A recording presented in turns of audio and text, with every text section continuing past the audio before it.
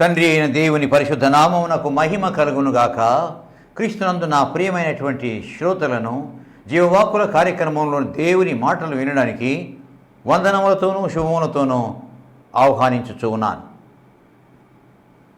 ప్రియమైనటువంటి వారులారా, గ్రంథములో నుండి ఒక మాట చదువుకొని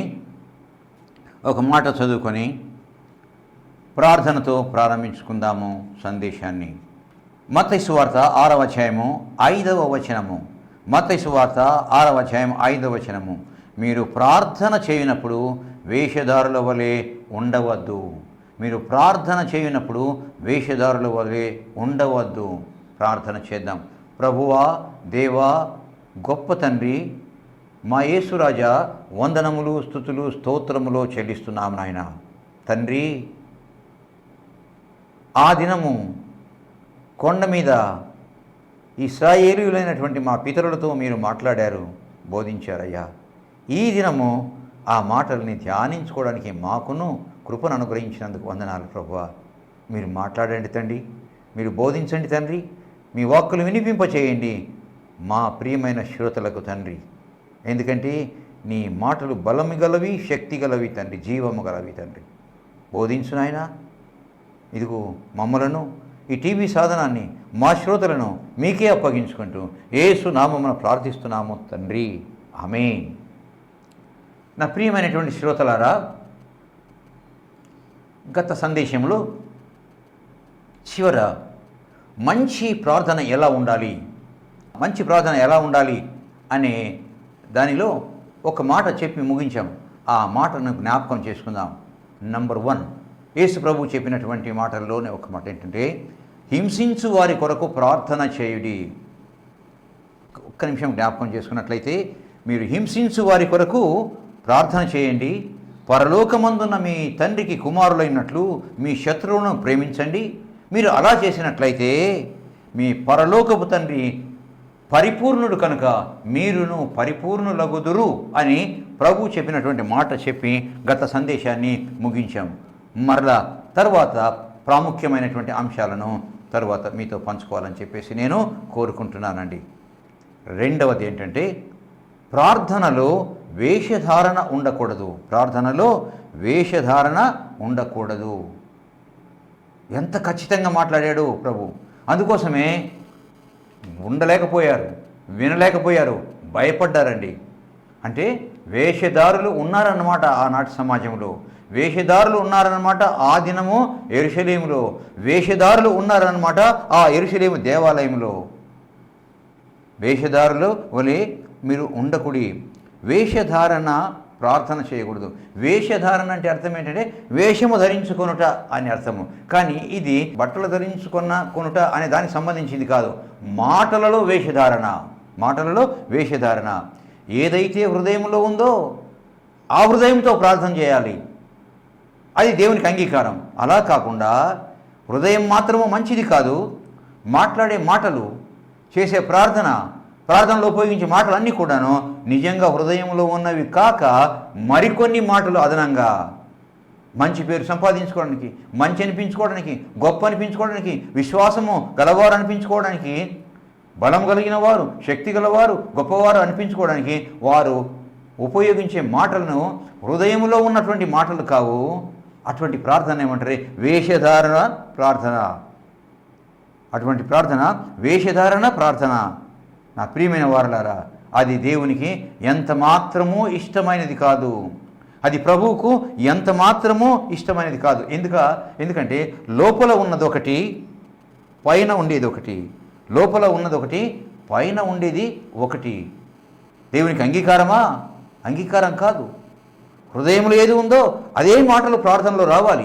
అది కాకుండా దానికి మించినటువంటివి, నిజం కానివి, అవాస్తవమైనవి, గొప్పలు చెప్పుకునేవి, మరి తను తాను పొగడుకునే మాటలు, ఇవన్నీ కూడా నోటి నుండి వచ్చినప్పుడు అది వేషధారణ అవుతుంది. వేషధారణ మాటలు అవుతాయి.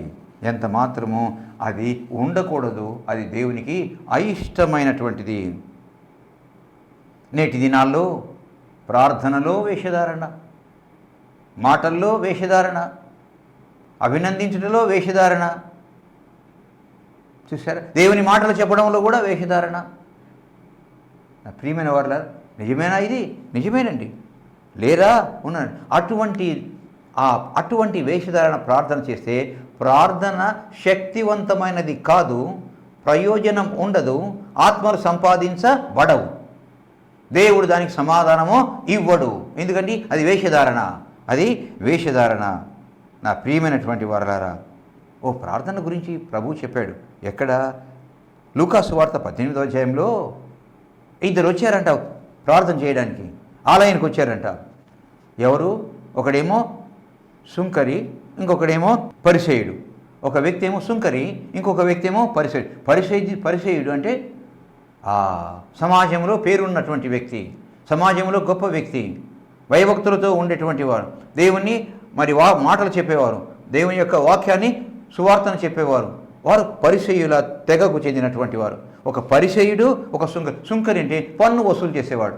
సుంకరులు పన్ను వసూలు చేయడంలో కొంత స్వార్థంతో సంపాదించుకునే లోపభూయిష్టమైన జీవితం కలిగినటువంటి వ్యక్తి సుంకరి. అయితే వారు ఇద్దరు వస్తారు అక్కడికి, ప్రార్థన చేస్తాడు. మనకందరికి తెలిసిన విషయమే.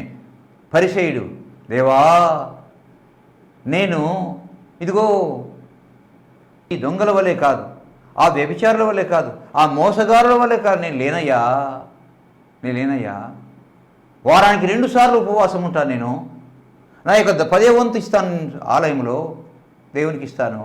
అంతేకాదు ఇదిగో ఈ సుంకరి వలె నేను ఉండనయ్యా. అన్యాయస్తుడు, అన్యాయంగా సంపాదించుతాడు, ఆ సుంకరి వలె నేను ఉండడం లేదు అని చెప్పేసి అంటాడు. యేసుప్రభు విన్నాడండి. యేసుప్రభు విన్నాడు దేవుని ఆలయంలో చేసిన ప్రార్థన. వాడు దొంగ, వాడు వేషధారి, వాడు మోసగాడు, వాడు వ్యభిచారి, వీళ్ళలాగా నేను లేను. అంతేకాకుండా నేను 10వ వంతు తీసుకొచ్చి ఆలయంలో ఇస్తాను. మరి నేను వారానికి 2 సార్లు ఉపవాసం ఉంటాను.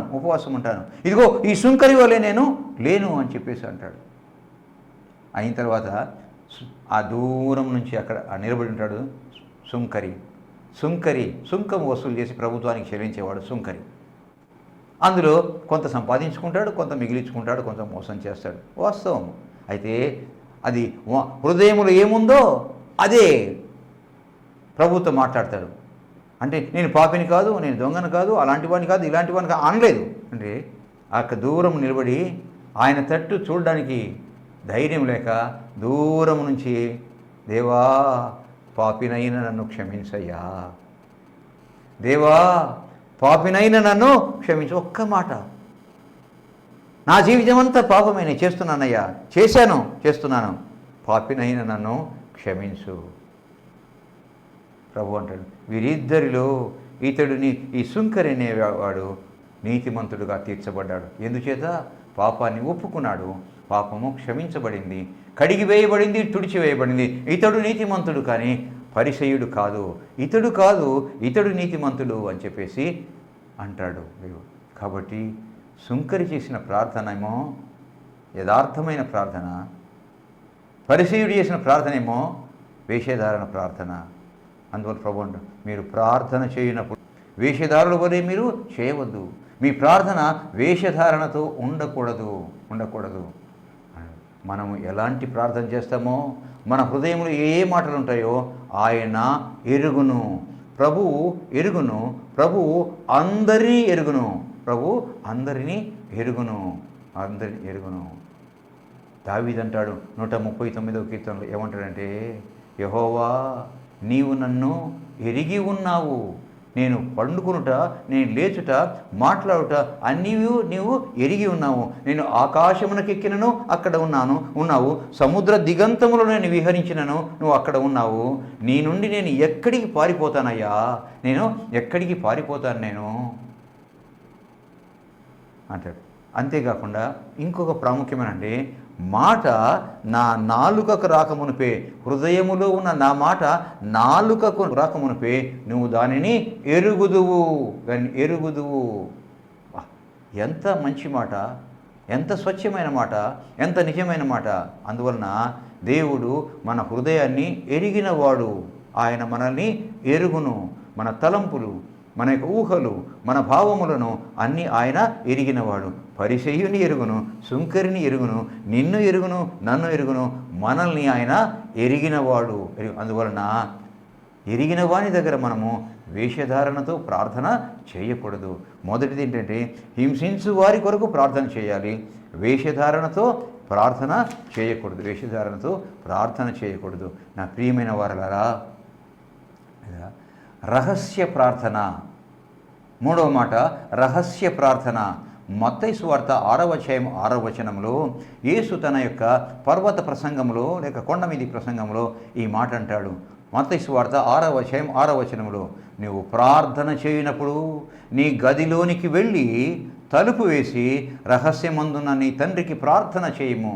ప్రార్థన చేయనప్పుడు, చేయాలనుకున్నప్పుడు గది లోపలికి వెళ్ళి తలుపు వేసుకొని, నీ గదిలోనికి వెళ్ళి తలుపు వేసుకొని రహస్యమందున్నటువంటి నీ తండ్రికి ప్రార్థన చేయము. అప్పుడు రహస్యమందు చూసు నీ తండ్రి నీకు ప్రతిఫలమిచ్చును. రహస్య ప్రార్థన, ఒంటరిగా చేసే ప్రార్థన, రహస్య ప్రార్థన, దానికి జవాబు వస్తుందంట. ఎందుకంటే రహస్య ప్రార్థన, ఒంటరిగా చేసే ప్రార్థన, దానిలో యథార్థత ఉంటుంది, నిజం ఉంటుంది, నిజాయితీ ఉంటుంది, అబద్ధం ఉండదు. అంతేగాక మరి గొప్పలు ఉండవు, యథార్థత ఉంటుంది. మనుషుల ముందైతే వేషధారణతో గొప్పగా ప్రార్థన చేస్తాం, కానీ రహస్యమందు ఒంటరిగా ఉన్నప్పుడు అలా చెయ్యరు. అందువలన రహస్యమందు ఉన్నటువంటి నీ తండ్రికి ప్రార్థన చేయి. రహస్యమందు చూసి నీ తండ్రి నీకు ప్రతిఫలం ఇస్తాడు, జవాబిస్తాడని చెప్పేసి ఆయన పర్వత ప్రసంగంలో, కొండ మీద ప్రసంగంలో, మత్తయి సువార్త 6వ అధ్యాయం 6వ వచనంలో ప్రభువు చెప్తాడు. నాకు ప్రియమైన వారలారా, రహస్య ప్రార్థనలో మనం ఏమిటో బయటపడుతుంది. Secret prayer, lonely prayer. రహస్య ప్రార్థన అంటే సీక్రెట్ ప్రేయర్ లేక లోన్లీ ప్రేయర్. నా ప్రియమైన వారలారా, లోన్లీ ప్రేయర్ అంటే ఒంటరిగా ఉండే చేసే ప్రార్థన. సీక్రెట్ ప్రేయర్ అంటే లోపలికి వెళ్ళి తలుపు వేసుకొని చేసే ప్రార్థన. లోన్లీ ప్రేయర్ అంటే దూరంగా ఎక్కడో ఉండి ఎవరు మనుషులు లేకుండా ఒంటరిగా ఉండి చేసే ప్రార్థన సీక్రెట్ ప్రేయర్ అంటారు. దాన్ని సీక్రెట్ ప్రేయర్. లోన్లీ సీక్రెట్ ప్రేయర్ని లోన్లీ ప్రేయర్ అంటారు. తర్వాత ఇంకొక మాట ఉంది, ఇంగ్లీష్ పదం all alone prayer. Lonely prayer, all alone prayer. Lonely prayer అంటే ఎక్కడో ఒక చోట మారుమూలన దూరంగా ఒంటరిగా ఉండి చేసేదాన్ని లోన్లీ ప్రేయర్ అంటారు. Lonely prayer. కానీ ఆల్ అలోన్ ప్రేయర్ అంటే అందరూ ఉంటారు, అందరి మధ్యలో ఉండి కూడాను ఒక్కడు ఒంటరిగా మధ్యలో ఉండి ప్రార్థన చేసుకుంటుంటాడు. దాని ఆల్ అలోన్ ప్రేయర్. అందరూ ఉంటారు కానీ తను మాత్రం ఒంటరిగా ప్రార్థన చేసుకుంటుంటాడు. కానీ ఈ రెండింటికి ఇంగ్లీషులో ఉన్న పదానికి తెలుగులో రహస్య ప్రార్థన లేక ఒంటరి ప్రార్థన అని తర్జుమా చేశారు. కానీ దీని యొక్క భావం ఇది, lonely prayer, all alone prayer. ప్రియమైన, అందువలన రహస్య ప్రార్థన చేయండి. ఎందుకంటే రహస్య ప్రార్థనలో యథార్థంగా ఉంటుంది. రహస్య ప్రార్థనలో చాలా విషయాలు, రహస్య ప్రార్థనలో ఎవరు ఏమిటి, వాట్ ఈజ్, హౌ ఈజ్ అనేది స్పష్టంగా క్లియర్గా బయటపడుతుంది. కాబట్టి రహస్య ప్రార్థన చేయండి. అది ఎలా, లోపలికి వెళ్ళి తలుపు వేసుకొని ఒంటరిగా ఉన్న నీ ప్రార్థన చేయి, అప్పుడు నీ తండ్రి విని దానికి ఫలితం ఇస్తాడు అని చెప్పేసి అంటాడండి. ఒక మాట మనము ఇంకా తెలుసుకోవాలంటే, ఒక కొలనుంది, ఒక సరస్సు ఉంది. ఒక కొలను లేక ఒక సరస్సు నిర్మలంగా ఉన్నప్పుడు, ఏ శబ్దము లేనప్పుడు, ఏ గాలి అలికిడి లేనప్పుడు, నీళ్ళన్నీ కదలకుండా ఉన్నప్పుడు ఆ నీళ్ళలో ఒక్కసారి మనం ఇలా తొంగి చూసినట్లయితే మన ముఖము ఉన్నది ఉన్నట్టుగా కనపడుతుంది, ఏమాత్రము తేడా లేకుండా. ఉన్నది ఉన్నట్టుగా, నీటి కంటే ఏ అద్దము చూపించలేదు. ఒక వస్తువును ఉన్నది ఉన్నట్టుగా నీటి కంటే ఏది చూపించలేదు. ఎటువంటి సరస్సు అది, ఎటువంటి కొలను, గాలి వీచకుండా, అలలు లేకుండా, ప్రశాంతంగా, నీటి కదలిక లేకుండా ఉన్నప్పుడు దాంట్లో చూచినట్లయితే మనిషి యొక్క స్వరూపము ఉన్నది ఉన్నట్టుగా కనపడుతుంది. అలాగే రహస్య ప్రార్థనలో వ్యక్తి యొక్క జీవితము, వ్యక్తి యొక్క హృదయము, వ్యక్తి యొక్క ప్రవర్తన, వ్యక్తి యొక్క మాటలు, స్వభావము ఉన్నట్టుగా బయటపడతాయి. అందువలన ఏమన్నాడంటే రహస్య ప్రార్థన చేయండి అయ్యా, రహస్య ప్రార్థన చేయండి. 3 మాటలు ప్రార్థన గురించి ప్రభువు చెప్పాడండి. హింసించు వారి కొరకు ప్రార్థన చేయండి, వేషధారణతో ప్రార్థన చేయొద్దు, రహస్య ప్రార్థన చేయండి. నా ప్రియమైనటువంటి వారలారా, ఇంకొక మాట, ఆకాశంలో మృగరాజు, ఆకాశంలో పక్షిరాజు, అడవిలో మృగరాజు పేరు విన్నారు కదండి. ఆకాశంలో పక్షిరాజు ఒంటరిగా ఉంటుంది, అడవిలో సింహము ఒంటరిగా తిరుగుతుందండి మృగరాజు. కాకులు గుంపులు గుంపులుగా ఉంటాయి, గుర్రాలు గుంపులు గుంపులుగా ఉంటాయి, వీధి కుక్కలు గుంపులు గుంపులుగా ఉంటాయి, కాకులు గుంపులు గుంపులుగా ఉంటాయి. కానీ పక్షిరాజు మాత్రము ఒంటరిగా ఆకాశంలో తిరుగుతూ చూస్తూ ఉంటుంది. అలాగే బలమైనటువంటి భారీ జంతువులైనటువంటి ఏనుగలు గుంపులు గుంపులుగా ఉంటాయి. ఏనుగు ఒకటి ఎప్పుడు కనపడదు, 2, 3, 4 అట్లా గుంపులు గుంపులుగా ఉంటాయి.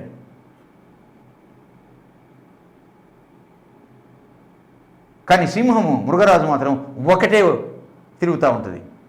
ఏంటి ఆ చిత్రం అంటే, అనుభవం ఉన్నటువంటి మన పెద్దలు చెప్పిందంటే, ఒంటరిగా ఉన్నటువంటి ఆ పక్షిరాజుకు శక్తి ఎక్కువ, బలం ఎక్కువ అంట. ఒంటరిగా ఉన్నటువంటి ఆ పక్షిరాజుకు శక్తి ఎక్కువ, బలం ఎక్కువ. అలాగే మృగరాజు, ఒంటరిగా ఉన్నటువంటి మృగరాజుకు ఉన్నటువంటి శక్తి ఏ జీవికి ఉండదు. చూడ్డానికి బలమైనటువంటివే ఏనుగులు, గుంపులు గుంపులుగా ఉంటాయి, అవి గుంపులుగా ఉంటే శక్తి. కాకులు గుంపులు గుంపులుగా ఉంటాయి, గుంపులుగా ఉంటే శక్తి వాటికి. ఇంకా జంతువులు. కానీ మృగరాజు ఒంటరిగా తిరుగుతుంది అడవిలో, పక్షిరాజు ఆకాశంలో ఒక్కటే తిరుగుతుంటుంది. వాటికి ఒంటరిగా ఉంటే శక్తి వస్తుందట, ఒంటరిగా ఉంటే శక్తి వస్తుందట. చూసారా, రహస్య ప్రార్థన, ఒంటరి ప్రార్థన, lonely prayer, all alone prayer ఎంత శక్తివంతమైందో. నిజమేనా? ఇటువంటి శక్తిని మన పితరులు పొందారా? ఇటువంటి శక్తిని మన పితరులు పొందారండి. సింహపు గుహలో వేసినప్పుడు ఒంటరిగా ఉన్నాడండి దానియేలు, ఒంటరిగా ఉన్నాడండి దానియేలు. దేవుడు పంపించాడు దూతను, సింహాల నోళ్ళు మోయించాడండి. రాజు వచ్చి అంటాడు, ఏమన్నాడు?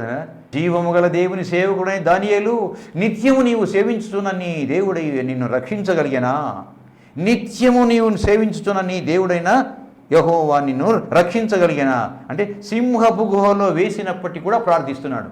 నిత్యము నీవు సేవించుతున్నటువంటి నీ దేవుడు నిన్ను రక్షించగలిగానా అంటే సింహపు గుహలో కూడా ప్రార్థన చేస్తున్నాడు అనమాట, ప్రార్థన చేస్తున్నాడు. ఓ వండర్ఫుల్. యాకోబు తన మామగారి ఇంటి దగ్గర నుంచి తన భార్యలతో, తన బిడ్డలతో, తను సంపాదించుకున్నటువంటి సంపదతో బయలుదేరి వస్తున్నాడు. ఏదోము దేశం దాటి తన తండ్రి దేశానికి వెళ్ళాలి.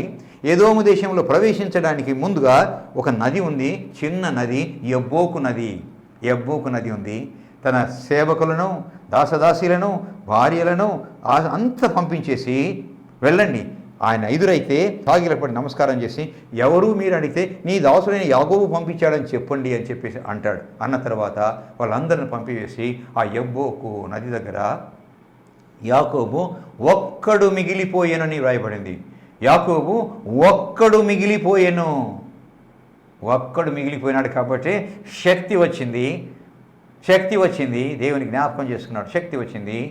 దేవుని దూత వస్తే ఆ శక్తితో దేవుని దూతతోనే పోరాడతాడండి. దానియేలు ఒంటరిగా గుహలో ప్రార్థన చేశాడు, దేవునితో గడిపాడు. యాకోబు ఒంటరిగా ఉన్నాడు, శక్తి పొంది దేవుని దూతతో పోరాడాడండి. యోనా సముద్రములో చేప కడుపులో ఉన్నప్పుడు, మత్స్య గర్భములో ఉన్నప్పుడు ప్రార్థన చేశాడండి. ఒంటరి ప్రార్థన, భయంకరమైన పరిస్థితి. చేయగలమా? చేశాడు. మనం చేయగలమా? చేశాడు యోనా. రక్షణ యెహోవా అధీనం అంటాడు ప్రార్థనలో ఒక మాట. నువ్వు రక్షిస్తావయ్యా, రక్షణ యెహోవా అధీనం అని చెప్పేసి అంటాడు. అని నాటిన తర్వాత దేవుడు మత్స్యానికి చెప్తాడు, వెళ్ళు నా సేవకుణ్ణి ఆ ఒడ్డున కక్కేసేయి, నినివే పట్టణానికి వెళ్ళాలి, తర్షీషు కాదు నినివేకి వెళ్ళాలి అని చెప్తాడు. చూసారా, ఒంటరి ప్రార్థన, lonely prayer, all alone prayer, రహస్య ప్రార్థన, ఇవి ఉండాలి క్రైస్తవుడికి, ఇవి ఉండాలి మానవుడికి. చూచారా ఎంత గొప్ప ప్రార్థన, ఎంతమంది ప్రభువు చెప్పాడండి. రహస్య ప్రార్థన. గెత్సెమనే తోటలో అందరిని పక్కకు పంపించి ఒక్కడు ప్రార్థన చేశాడండి. యేసయ్య అందరిని పంపించేసి ఒక్కడు ప్రార్థన చేశాడండి. రాతివేత దూరంలో ఆగమన్నాడు, వాళ్ళను వచ్చి ప్రార్థన చేశాడండి. ప్రార్థన చేశాడు. నా ప్రియమైన వారులారా, చూశారా? ఇంకొక మాట చెప్పి ఈ సందేశాన్ని ముగిస్తాను. వ్యర్థమైన మాటలు ఉండకూడదు. ప్రార్థనలో వ్యర్థమైన మాటలు ఉండకూడదు. ప్రభు అంటాడు మత్తయి సువార్త కొండ మీది ప్రసంగంలోనే, మత్తయి సువార్త 6వ అధ్యాయం 7వ వచనంలో, మీరు ప్రార్థన చేయనప్పుడు అన్యజనుల వలె వ్యర్థమైన మాటలు వచింపవద్దు. మీరు ప్రార్థన చేయనప్పుడు అన్యజనుల వలె వ్యర్థమైన మాటలు వచింపవద్దు. వ్యర్థమైన మాటలు వచింపవద్దు. వ్యర్థమైన మాటలు అంటే అనవసరమైనటువంటి మాటలు. అనవసరంగా మాట్లాడే మాటల్లో దోషము ఉండకపోదు. అనవసరమైన మాటల్లో, వ్యర్థమైనటువంటి మాటల్లో దోషము ఉండకపోదు. దోషము ఉండకపోదు. నా ప్రియమైన వారులారా, కాబట్టి వ్యర్థమైన మాటలు పలుకకూడదు. అవసరమైనంత వరకే ఏది ప్రార్థన చేయవాలనో అదే ప్రార్థన చేయాలి. వ్యర్థమైన మాటలు ఎంత మాత్రమో ఉండకూడదు. వ్యర్థమైన మాటలు ఉచ్చరించకూడదు, పలుకకూడదు. అనుచితమైనటువంటి మాటలు ఎంత మాత్రమో రాకూడదు. ఎందుకంటే ప్రతిదీ కూడా లెక్కలోనికి తీసుకొని రాబడుతుంది. మన ప్రతి మాట లెక్కలోనికి తీసుకొని రాబడుతుంది. మనం ఉచ్చరించు. నేను ఒక చోట విన్నాను, ఓ ప్రార్థన విన్నాను.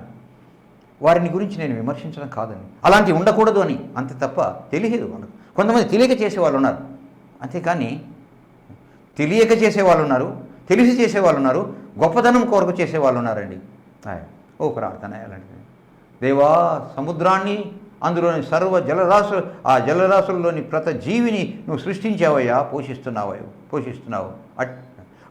ప్రభు, ఆకాశముని సృష్టించావు, ఆకాశంలో మరి ఎగురు పక్షులన్నిటినీ మరి సృష్టించావు నువ్వు. భూమి మీద పక్షులను, భూమి మీద జంతువులను, భూమి మీద చెట్లను, భూమి మీద మరి జీవులను సృష్టించావు, పోషిస్తున్నావు. అటువంటి దేవానికి వందనాలు, స్తుతులు చెల్లిస్తున్నాడు. ఇంకా ఇంకా ఇంకా నేనంటాను, మా సృష్టికర్తవైన దేవా అంటే సరిపోతుందండి. మా సృష్టికర్తవైన దేవా అంటే సరిపోతుంది. అన్నింటినీ సృష్టించింది ఆయనే కదా. ఆకాశాన్ని, భూమిని, సముద్రము, జలరాశును, వెలుగును, ఆ తర్వాత ఈ ప్రపంచంలో ఉన్నటువంటి సృష్టిలో ఉన్న ప్రతి జీవిని సృష్టించి, పోషించి, పరిపాలించి వాటిని ముగింపు చేస్తున్నది ఆయనే కదా.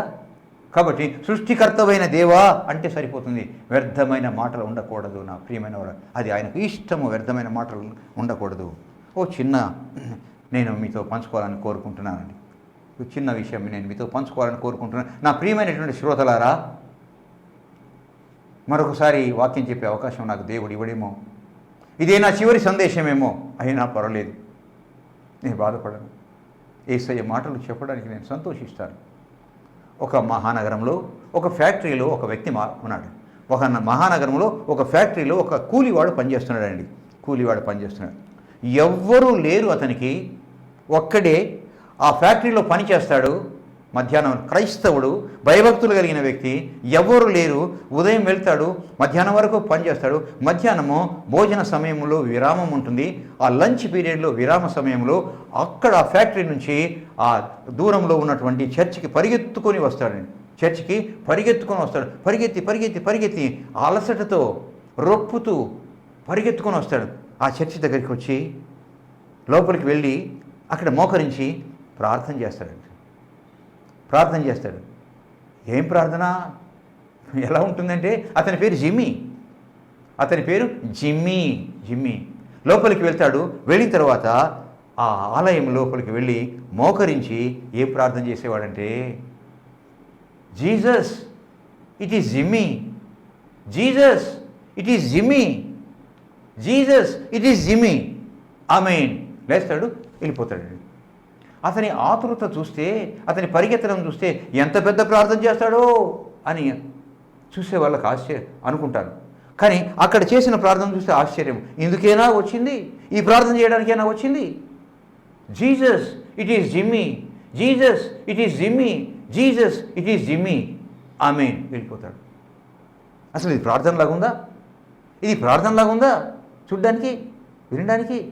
కానీ తన ప్రార్థన అంతా కూడా ఆ ఒక్క మాటలు, అయ్యా యేసు నేను జిమ్మీనయ్యా, యేసు నేను జిమ్మీనయ్యా, యేసు నేను జిమ్మీనయ్యా అంటే అర్థం ఏంటి? నేను జిమ్మీనయ్యా, నేనేమిటో నీకు తెలుసయ్యా, నా అవసరత ఏంటో తెలుసయ్యా, నా పరిస్థితి ఏంటో తెలుసయ్యా, అన్నీ నీకు తెలుసయ్యా, ఆదుకో ప్రభువా, సహాయం చేయి అనే ఇంత పెద్ద ప్రార్థన ఒక్క మాటలో దాగి ఉందండి. Jesus it is Jimmy, Jesus it is Jimmy, Jesus it is Jimmy. ఎంత హృదయపు లోతుల్లో నుంచి వచ్చిందో కదా. నిజంగా పరిగెత్తుకుంటూ వస్తాడు, అక్కడే మోకరించి ప్రార్థన చేసుకోగా. నో, ఆలయానికి వెళ్ళాలి, నా ప్రభువును అక్కడ నేను దర్శించాలి, నా ప్రభువుతో నేను మాట్లాడాలని చెప్పేసి పరిగెత్తుకొని వచ్చి చేసినటువంటి ప్రార్థన ఇంత చిన్న ప్రార్థన. It is Jimmy, Jesus it is Jimmy. చాలా తర్వాత, కొన్ని రోజుల తర్వాత మరి జ్వరం వచ్చిందండి, జబ్బు పడ్డాడండి, ఎవరు లేరండి, దిక్కులేడండి, దిక్కులేరు ఎవరు. అయితే తనతో పాటు పనిచేసే ఆ లేబరు శ్రామికులు ఏం చేశారంటే అతన్ని తీసుకుపోయి ఆసుపత్రిలో చేర్చుతారండి. ఆసుపత్రిలో చేర్చితే ఎవరున్నారు? ఎవరు లేరు కదా. ఒక్కడు బాధపడుతూ కన్నీళ్లు కారుస్తుంటాడు. తన పరిస్థితిని జ్ఞాపకం చేసుకొని, తన పరిస్థితిని ఊహించుకొని కన్నీళ్లతో ఉంటాడండి. ఉంటే ఓ స్వరం వినపడుతుంది. ఏ స్వరమో తెలుసా? ఎంత ప్రేమతో పలకరిస్తుందో ఆ స్వరము. Jimmy, Jimmy, Jimmy. ఎవరది? నా పేరు పిలుస్తున్నారు. Who is it? Who is it? Who is it? కళ్ళు తెరిచి చూస్తారు. మరలా వినపడుతుంది, Jimmy, Jimmy, Jimmy. Who is it? Who is it? ఎవరది? ఎవరది? ఎవరది అంటాడు. అప్పుడు ప్రభు అంటాడు, Jimmy, it is I, Jesus. Jimmy, it is I, Jesus. నేనే జిమ్మీ, నీ యేసునయ్యా, నేను యేసును జిమ్మీ. అబ్బా, నా యేసయ్య నాతో మాట్లాడాడు, నా ప్రభువు నాతో మాట్లాడాడని చెప్పేసి ఆ బెడ్ మీద, ఆ మంచం మీద, ఆసుపత్రిలో ఆ బెడ్ మీద లేచి ఎగిరి గంతేస్తాడు. నా యేసు నాకు కనపడ్డాడు. జ్వరం ఎట్టుపోయిందో పోయింది, మాయమైపోయింది. చూసారా ఎంత చిన్న ప్రార్థన చేశాడు, ఎంత గొప్ప భాగ్యము కలిగింది జిమ్మీకి.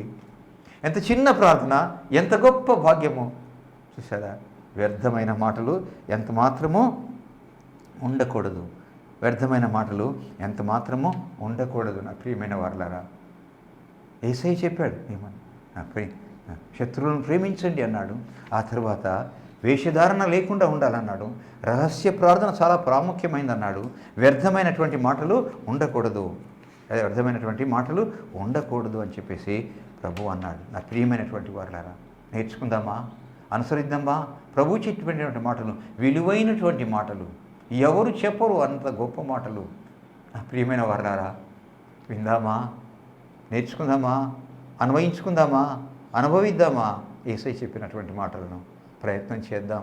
ఈ వాక్యం వ్యర్థమైపోకూడనట్లు ప్రార్థన చేద్దాం. ప్రభువా, దేవా, గొప్ప తండ్రి, వందనాలు, స్తుతులయ్యా. అయ్యా, నీవు కొండ మీద చెప్పినటువంటి మాటలను తండ్రి, ప్రభువా, మాట్లాడడానికే అర్హత లేదే. ఆ మాటలకు వ్యాఖ్యానము నేను అలాంటి వాడు, నేనేమి చెప్పగలను ప్రభువా. అయినప్పటికీ నాయన, మీరు మాతో మాట్లాడినటువంటి, మా పితరులతో మాట్లాడిన ఆ మాటలను జ్ఞాపకం చేసుకోవడానికి, ధ్యానించడానికి, మా శ్రోతలకు వినిపింపచేయడానికి సహాయం చేశారయ్యా. వందనాలు, స్తుతులు తండ్రి.